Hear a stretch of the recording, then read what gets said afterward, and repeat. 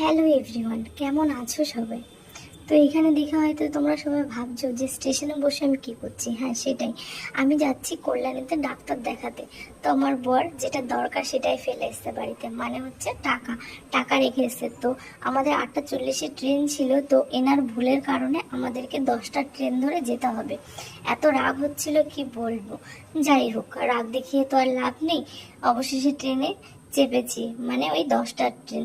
এখন যাচ্ছি সেই কল্যাণীতে, সেখান থেকে ডাক্তার দেখিয়ে ফিরতে ফিরতে অনেকটা লেট হবে। এই যে আমরা পৌঁছে গেছি ডাক্তারখানায়, এইখানে এসছি। তো কি জন্য এসছি তোমাদের সঙ্গে সেটা পরে একটা কোনো ভিডিওতে শেয়ার করব, এখন বেশি বলছি না।